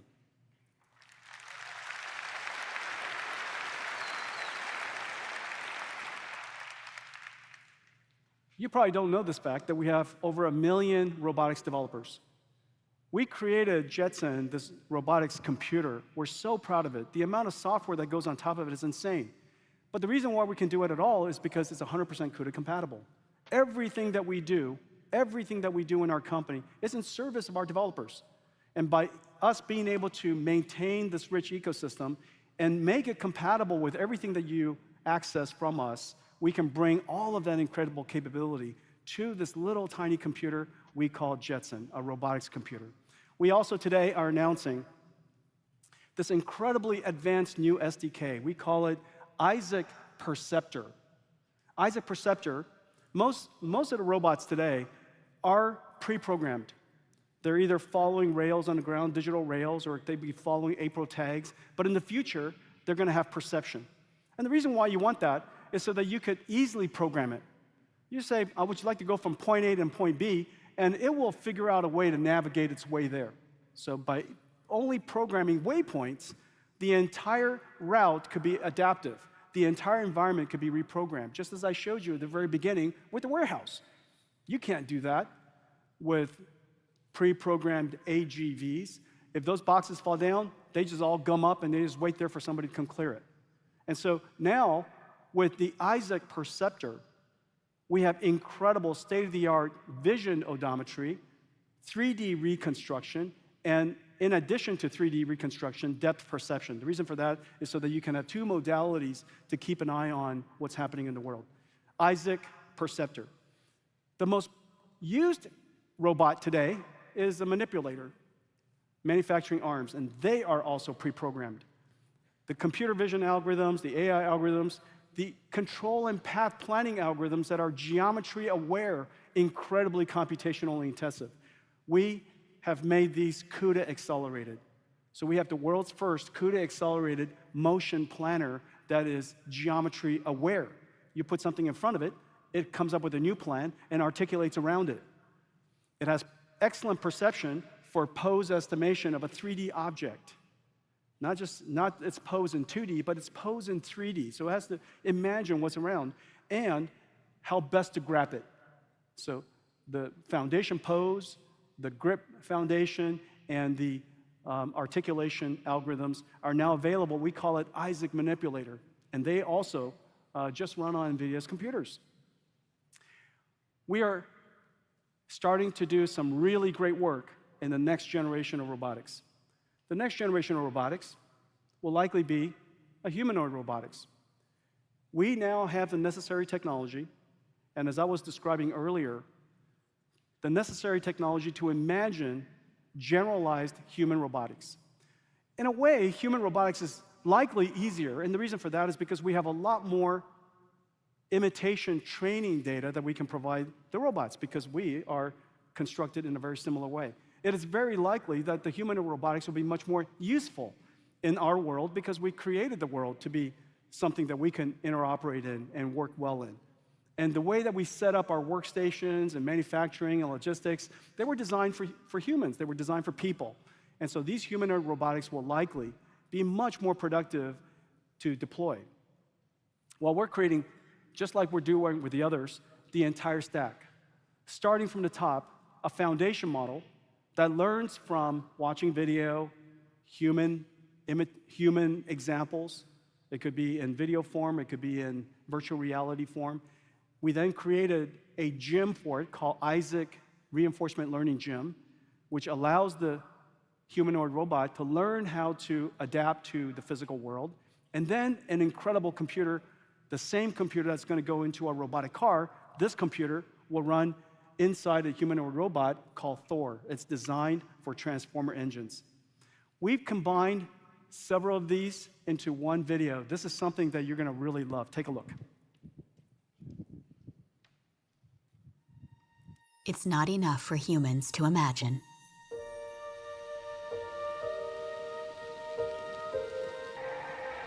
We have to invent and explore and push beyond what's been done. It's a fair amount of detail.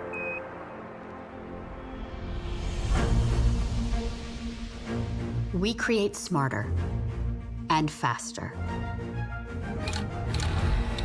We push it to fail so it can learn. We teach it, then help it teach itself. We broaden its understanding to take on new challenges with absolute precision and succeed. We make it perceive and move and even reason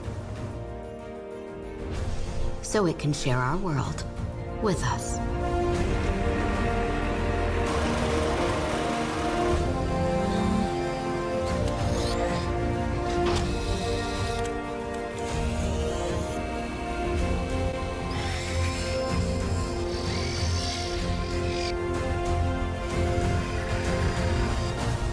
This is where inspiration leads us, the next frontier. This is Nvidia Project Groot. A general-purpose foundation model for humanoid robot learning. The Groot model takes multimodal instructions and past interactions as input and produces the next action for the robot to execute. We developed Isaac Lab, a robot learning application to train Groot on Omniverse Isaac Sim. And we scale out with Osmo, a new compute orchestration service that coordinates workflows across DGX systems for training and OVX systems for simulation. With these tools, we can train Groot in physically based simulation and transfer zero shot to the real world. The Groot model will enable a robot to learn from a handful of human demonstrations, so it can help with everyday tasks and emulate human movement just by observing us. This is made possible with NVIDIA's technologies that can understand humans from videos, train models in simulation, and ultimately deploy them directly to physical robots. Connecting Groot to a large language model even allows it to generate motions by following natural language instructions. Hi, GL1. Can you give me a high five? Sure thing. Let's high five. Can you give us some cool moves? Sure. Check this out. All this incredible intelligence is powered by the new Jetson Thor Robotics chips, designed for Groot, built for the future. With Isaac Lab, Osmo, and Groot, we're providing the building blocks for the next generation of AI-powered robotics.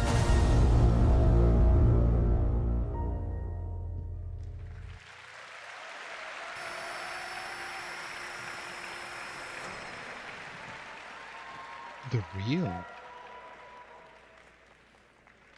About the same size.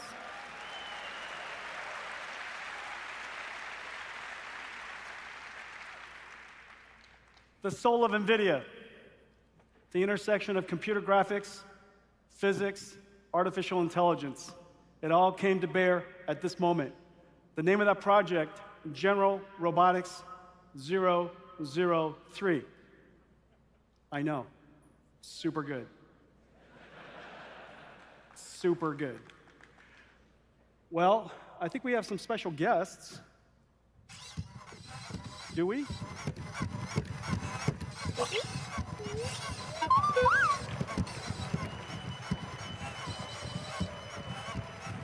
Hey guys. I understand you guys are powered by Jetson. They're powered by Jetsons. little Jetson robotics computers inside. They learn to walk in Isaac Sim. Ladies and gentlemen, this is orange, and this is the famous green. They are the BDX robots of Disney. Amazing Disney research. Come on, you guys, let's wrap up. Let's go. 5 things. Where are you going? I sit right here.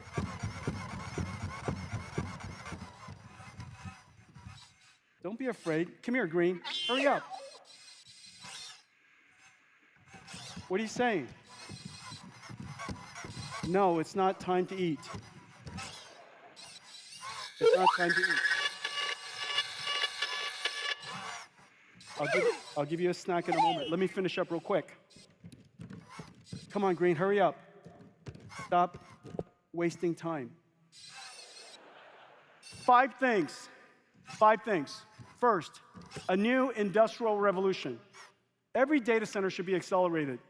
$1 trillion worth of installed data centers will become modernized over the next several years. Second, because of the computational capability we brought to bear, a new way of doing software has emerged, generative AI, which is going to create new infrastructure dedicated to doing one thing and one thing only.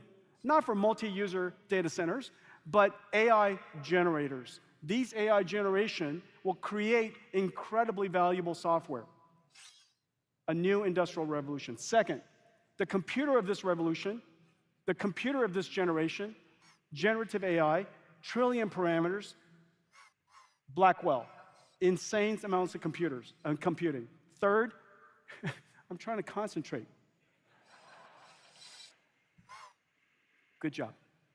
Third, new computer creates new types of software. New type of software should be distributed in a new way so that it can, on the one hand, be an endpoint in the cloud and easy to use, but still allow you to take it with you because it is your intelligence. Your intelligence should be packaged up in a way that allows you to take it with you. We call them NIMs. And third, these NIMs are going to help you create a new type of application for the future. Not one that you wrote completely from scratch, but you're going to integrate them like teams. Create these applications. We have a fantastic capability between NIMs, the AI technology, the tools, NeMo, and the infrastructure, DGX Cloud, in our AI Foundry to help you create proprietary applications, proprietary chatbots. And then lastly, everything that moves in the future will be robotic. You're not going to be the only one. And these robotic systems, whether they are humanoid, AMRs, self-driving cars, forklifts, manipulating arms, they will all need one thing. Giant stadiums, warehouses, factories. There can be factories that are robotic, orchestrating factories, manufacturing lines that are robotics, building cars that are robotics. These systems all need one thing. They need a platform, a digital twin platform, and we call that Omniverse, the operating system of the robotics world. These are the 5 things that we talked about today. What does Nvidia look like?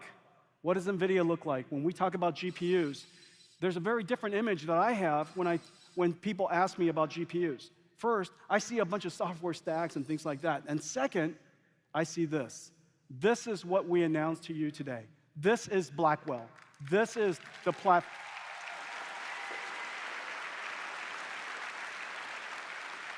Amazing processors, NVLink switches, networking systems, and the system design is a miracle. We're supposed to be on for 2 hours only. Stock's down. This, to me, is what a GPU looks like in my I think we mind. potentially get a buy-in opportunity in the next couple of weeks. Maybe this week, who knows? Listen, orange, green, I think we have one more treat for everybody. What do you think? Should we? Okay, we have one more thing to show you. Roll it.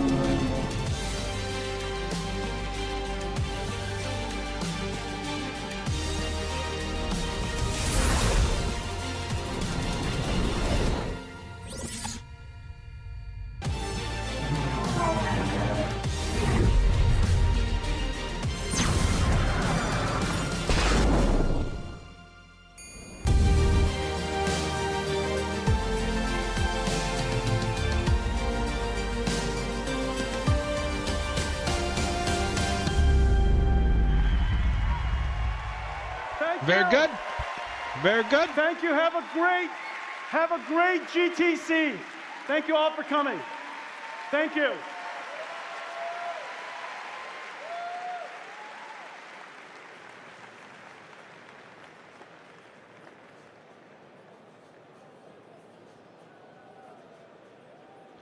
So what do we get from here? Computer faster. Interesting. It's like 4 times faster than the current GPUs that they have. Nice. Nice. Oh yeah. It's just the beginning. That's the thing, you know? It's like this is the worst that it's gonna get. That's what people are saying. It's like this is the worst that it's gonna get, you know? Videos like Sora is the worst we're gonna have, you know? It's like a year ago. It's just the jumps that we're getting are pretty massive. We are getting a sell the news event, which is potentially a good opportunity. Depending on what happens tomorrow with the FOMC, we could potentially have a buying opportunity coming in the next couple of weeks. Like I don't think Nvidia sort of stays away from crazy growth, you know? For sure. But they did very good. It'd be interesting to actually demo the things. To have an idea of what is the things that they're actually making. It's just second.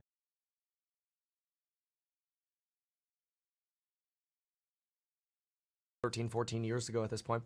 They nicknamed or codenamed this chip after this game theorist, and the idea was this is the next breakthrough for Nvidia. It's a chip that's faster, it's more efficient. We'll do some comparisons in a moment, but basically you get a whole new stack. My bad. Think server system assembled by a company like either Dell or It's Supermicro. gonna be very good because we have economic summary of economic projections. The Grace CPUs that Nvidia uses, new chipset for linking all of the GPUs together, new security modules for linking these together and encrypting all of the computation throughout all of these GPUs together.